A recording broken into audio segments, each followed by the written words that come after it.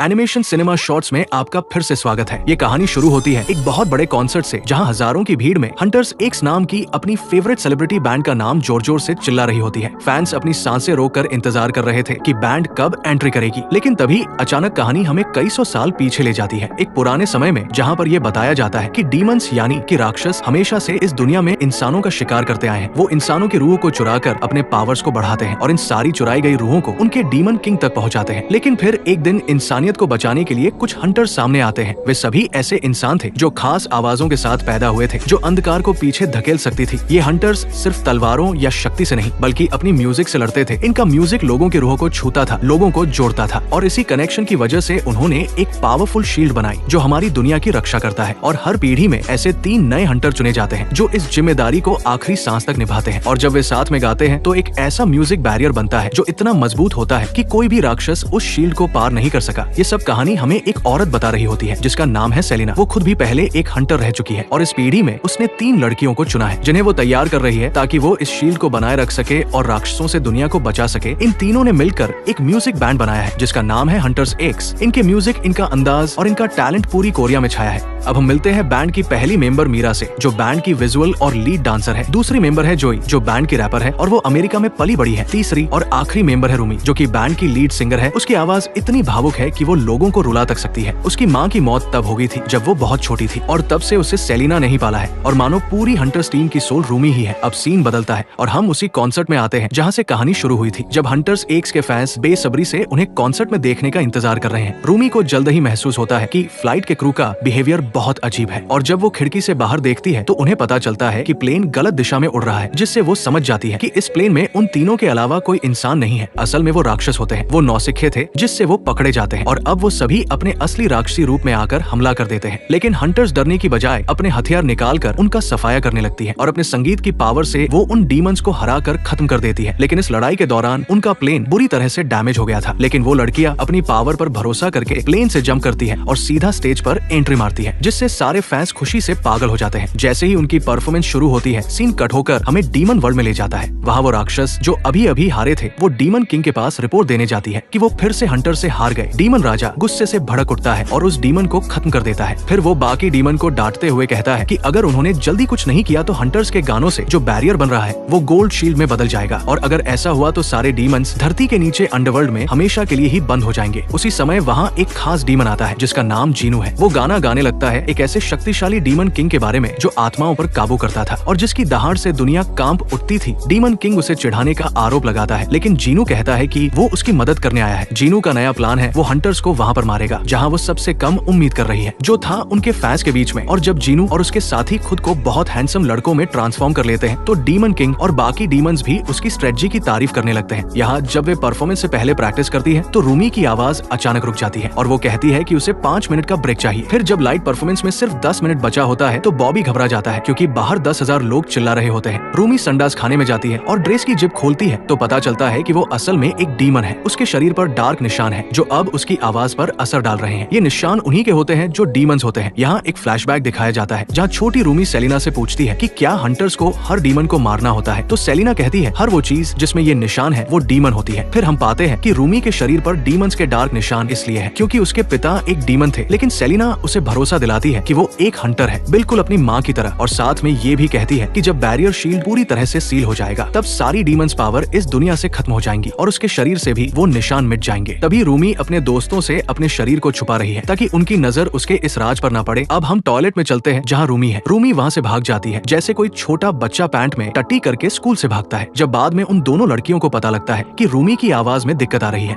वो दोनों इस परफॉर्मेंस को दोबारा शेड्यूल कर देती है, लेकिन रूमी मना करती है। उसका कहना था कि अगर ये शो रुका तो दिक्कत आ जाएगी, क्योंकि ये शो उनका सबसे इम्पोर्टेंट शो है, क्योंकि उसी दिन वे पूरे साल के लिए बैरियर शील्ड को मजबूत करती है। और अब गोल्डन परफॉर्मेंस 2 हफ्ते बाद है, तो वे फैसला करती है कि इस 2 हफ्ते की छुट्टी में रूमी की आवाज को ठीक करने के लिए तैयारी करेंगी। तब वो एक डॉक्टर के पास जाती है ताकि उसकी आवाज ठीक हो सके। जब वो दवा लेकर घर लौट रही होती है तब वे 5 हैंडसम लड़कों को वहाँ देखती है जो वहाँ से गुजर रहे होते हैं, और लड़कियाँ उन्हें देखकर फिदा हो जाती है। लेकिन जब उनमें से एक रोमी को जमीन पर धक्का दे देता है तो लड़कियां उससे चिढ़ जाती है और कहती है कि ये कितने बकलोल है। तभी उन्हें पास के मार्केट में कुछ शोर सुनाई देता है और वो वहाँ देखती है कि यहाँ वही 5 लड़कों का शो चल रहा होता है। ये एक बॉय बैंड के रूप में गा रहे थे और उनकी आवाज इतनी अच्छी होती है कि सभी लोग उनकी तरफ खींचे चले जाते हैं। लेकिन लड़की लड़कियों को अचानक एहसास होता है कि ये लड़के असल में डीमंस हैं। मीरा तुरंत उन्हें मारने के लिए तैयार हो जाती है, लेकिन रूमी उसे रोकती है क्योंकि इस जगह बहुत पब्लिक होती है। वो बॉय बैंड अपना नाम द साजा बॉयज बताते हैं और वहाँ सबको रात के परफॉर्मेंस के लिए इनवाइट करते हैं। रात होते ही हंटर्स अपने डीमन हंटिंग सूट पहन लेती है और डीमंस को मारने की योजना बनाती है। उनका प्लान होता है कि जैसे ही साजा बॉयज स्टेज से बाहर आएंगे वे उन्हें जान से मार देंगी। लेकिन जिनू जो साजा बॉयज का लीडर है वो उन्हें नोटिस कर लेता है और फिर वो मंच पर कहता है, आज हमारे साथ एक खास मेहमान है। स्पॉटलाइट हंटर्स पर डाल देता है ताकि उनके अटैक प्लान को बिगाड़ दे। जब हंटर्स का ध्यान भटक जाता है तो साजा बॉयज मौका पाकर भाग जाते हैं और एक बात हाउस में जाते हैं। जब हंटर्स उनका पीछा करती है तो पता चलता है कि वो एक ट्रैप था। वे वाटर डीमन से घिर जाती है। इस लड़ाई में रूमी जिनू के पीछे जाती है ताकि उसे मार सके। इस दौरान उसकी ड्रेस फट जाती है और जिनू ये देखकर चौंक जाता है कि रूमी भी एक हाफ डीमन है। उसके दोस्त लड़ाई में उससे मदद मांगती है, लेकिन वो मदद नहीं कर सकती क्योंकि वो नहीं चाहती थी कि उसकी सच्चाई उसके दोस्तों के सामने आए। तभी जिनू उसकी बाह पर अपना कच्छा बांध देता है ताकि उसके निशान छिप जाए, जिसके बाद जाकर वो अपने दोस्तों की मदद करती है। फिर हम देखते हैं कि डीमन किंग जिनू से बहुत खुश होता है और जिनू से कहता है कि मैं उस लड़की को काबू नहीं कर पा रहा क्योंकि वो आधी इंसान और आधी डीमन है, लेकिन वो धीरे धीरे बैरियर को खोल रहा है और इंसानों की दुनिया से रूह को खत्म करने की तैयारी कर रहा है। यहाँ हंटर्स ये देखकर डर जाती है कि बैरियर कमजोर होता जा रहा है। बॉबी उन्हें बताता है कि साजा बॉयज इंटरनेट पर तेजी से वायरल हो रहे हैं क्योंकि ये तीनों जो उनकी शो में पहुंच गई थी अब उन्हें भी पूरी दुनिया जाने लगी थी और उनके गाने पर सभी दीवाने होते जा रहे थे। अगर ऐसा ही चलता रहा तो उन तीनों लड़कियों के गाने का कोई मतलब नहीं रहेगा। रूमी को यकीन है कि वे साजा बॉयज को हरा सकती है अगर वे आइडल अवार्ड स्टेट फेयर के मंच पर उन्हें पछाड़ दे। वो जोई से कहती है कि एक नया गाना लिखे, एक डिस्ट्रैक्ट जिससे साजा बॉयज की असलियत सबके सामने आ जाए और वे डीमंस को वापस नर्क में भेज सके। रूमी डॉक्टर के टॉनिक पीने का फैसला करती है, लेकिन तभी ये देखकर निराश हो जाती है कि वो तो बस ग्रेप जूस था। तभी वो अपनी बालकनी में एक अजीब सा टोपी पहना पक्षी देखती है। जब वो उसके पास जाती है तो देखती है कि वहाँ एक डीमन बिल्ली भी है। वो तुरंत अपनी तलवार निकालती है, लेकिन फिर उसे वापस रख देती है। बिल्ली जीनू की ओर से एक चिट्ठी लाती है जिसमें जीनू उसे मिलने बुलाता है। रूमी जाती तो है मिलने, लेकिन बात करने नहीं बल्कि जीनू को खत्म करने। जीनू उसे शांत होने के लिए कहता है और उसके डार्क निशानों के बारे में बात करता है। वो कहता है कि मैं तुम्हारा भला चाहता हूँ, वरना अब तक उसके दोस्तों को बता चुका होता कि उनकी रूमी एक इच्छाधारी डीमन है। रूमी कहती है कि वो डीमन नहीं है तो जीनू पूछता है अगर तुम डीमन नहीं हो तो फिर ये निशान कहाँ से आए,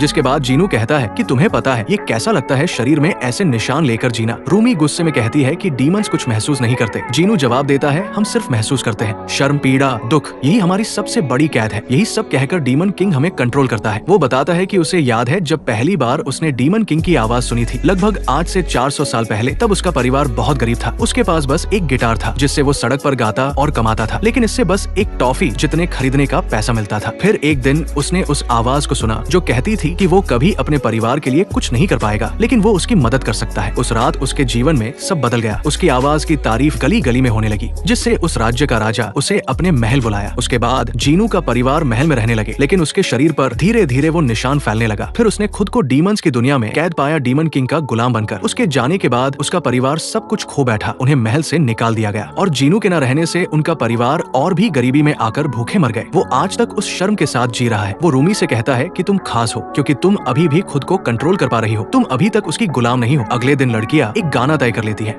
जिससे वे आइडल अवार्ड में परफॉर्म करेंगी, जिसका नाम है टेक डाउन। वे फैंस के ऑटोग्राफ सेशन में जाती हैं, लेकिन तभी साजा बॉयज भी वहां आ जाते हैं और उनकी प्रेजेंस फैंस को दो हिस्सों में बांट देती है। फिर रूमी सुझाव देती है कि क्यों ना दोनों बैंड एक ही टेबल पर बैठे, क्योंकि उन्हें हर फैन की जरूरत है। जिनू कोशिश करता है कि वो रूमी से बात करे, लेकिन रूमी कहती है कि वो किसी ऐसे लोग से बात नहीं करेगी जो डीमन किंग की मदद कर रहा हो। जिनू कहता है मैं खुद की मदद कर रहा हूँ, अगर मैं राजा की सेवा करूंगा तो वो मेरी यादें मिटा देगा और मेरे सिर से मेरे परिवार की आवाजें चली जाएंगी। फिर जब रात में रूमी गाने की प्रैक्टिस कर रही होती है, बिल्ली बार बार उसके कमरे में आती है उसे बुलाने के लिए, लेकिन वो मना करती रहती है। पर तभी उसके कमरे में मीरा आ जाती है। रूमी उस बिल्ली को छिपाने की हर नाकाम कोशिश करती है। मीरा बताती है कि हर एक डीमन रूहों को खत्म करना चाहती है। धीरे धीरे जिनू और उसके बैंड के गानों से उनके फैंस की आत्माएं निकलने लगती है। वे सभी आत्माएं डीमन किंग को दी जाती है, जिससे वो और ज्यादा शक्तिशाली बन जाता है। इस सब के बीच रूमी आखिरकार जिनू को एक चिट्ठी भेजती है जिसमें वो उसे मिलने के लिए कहती है। रूमी जिनू से कहती है कि अगर वो सच में आजादी चाहता है तो डीमन किंग की मदद छोड़कर उन्हें आइडल अवार्ड जीतने में उनकी मदद करे, क्योंकि जब वे जीतेंगे तब बैरियर शील्ड पूरी तरह से सील हो जाएगा और डीमन किंग हमेशा के लिए इस दुनिया से अलग होकर कट जाएगा। जैसे फोन की सिम ही नहीं रहेगी तो नेटवर्क का टॉवर किस काम का। जिनू इस प्रस्ताव को मान लेता है और कहता है कि वो अपनी बैंड को प्रतियोगिता से वापस ले लेगा। अब हम देख सकते हैं कि रूमी और जिनू के बीच फीलिंग्स जम लेने लगी थी। रूमी अपनी दोस्तों के साथ गाने की प्रैक्टिस करती है, लेकिन वो उनसे कहती है कि अब वो उस गाने को नहीं गाना चाहती जिसमें डीमंस के लिए इतनी नफरत भरी है। मीरा गुस्सा हो जाती है, उसे लगता है कि रूमी अब उस मिशन को छोड़ चुकी है जिसे वो पूरा पूरा करने निकली थी वो कहती है, तुम इन सब के खिलाफ क्यों हो गई हो? तुम अब वो रूमी नहीं लगती जिसे मैं जानती थी।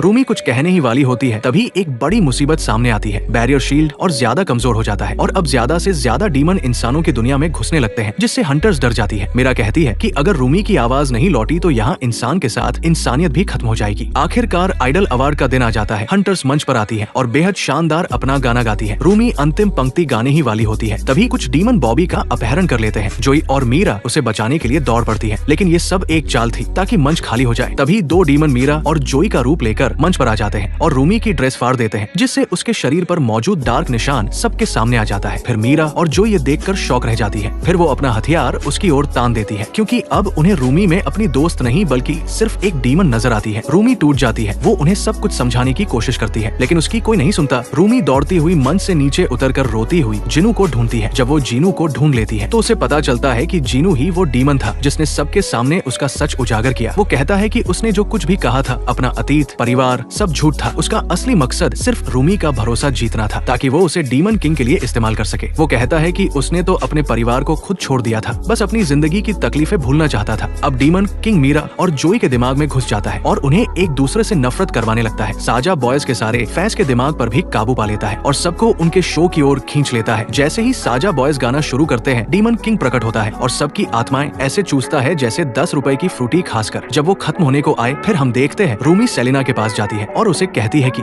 वो सब कुछ ठीक करना चाहती थी, खुद को भी, पर वो ऐसा नहीं कर पाई। और ये भी कहती है कि इससे पहले कि मैं जो बनाने आई थी उसे बर्बाद कर दूं, मुझे खत्म कर दो। लेकिन सेलिना उसे कहती है कि वो अभी भी सब कुछ ठीक कर सकती है, बस उसे वो डार्क निशान छुपाना होगा जैसे वो छुपाती आई है। रूमी कहती है, मैं ये अब और नहीं छुपा सकती। सेलिना कहती है, हमें अपनी कमजोरियों को छुपाना पड़ता है। फिर हम देखते हैं रूमी फिर से वही आ जाती है और अब वो एक नई शील्ड बनाने की कोशिश में एक अलौकिक गाना गाने लगती है, ऐसा गाना जो आत्मा को झकझोर देता है। उसके इस गाने से मीरा और जोई की आंखें खुल जाती है और वे होश में आ जाती है। सभी फैंस की आत्माएं भी वापस उनके शरीर में लौटने लगती है। अब डीमन किंग खुद रूमी को खत्म करने आता है, लेकिन तभी जिनू बीच में आकर खुद को बलिदान कर देता है। रूमी को बचाने के लिए मरते समय वो माफी मांगता है और कहता है, मुझे माफ कर दो, मैं तुम्हारे जैसा बनने की कोशिश कर रहा था। अब वहाँ मौजूद सभी लोग एक साथ गाना गाने लगते हैं और वो गाना इतना शक्तिशाली होता है कि हंटर्स को एक नई शक्ति मिलती है। वे तीनों एक साथ डीमन किंग पर वार करती है, जिससे डीमन किंग का अंत हो जाता है और यहाँ नई बैरियर शील्ड अब हमेशा के लिए सील हो जाती है। आखिरकार रूमी ने अपना सबसे बड़े डर का सामना किया, लेकिन उसने समझ लिया कि असली ताकत किसी जादू या हथियार में नहीं बल्कि अपने सच्चे रूप को स्वीकारने में है। इसीलिए उसने होमून को हमेशा के लिए नष्ट कर दिया, ताकि इंसान और राक्षसों के बीच की दीवार अब सच और भरोसे से कायम रहे। लेकिन अब सोचो, अगर तुम रूमी की जगह होते तो क्या तुम होमून की ताकत अपने पास रखते या उसे तोड़कर सबको आजाद कर देते? जरा सोच कर बताना, तुम्हारा फैसला दुनिया बचाता या उसे और अंधेरे में धकेल देता? कमेंट में अपना जवाब जरूर देकर जाना, क्योंकि असली कहानी वहीं से शुरू होगी।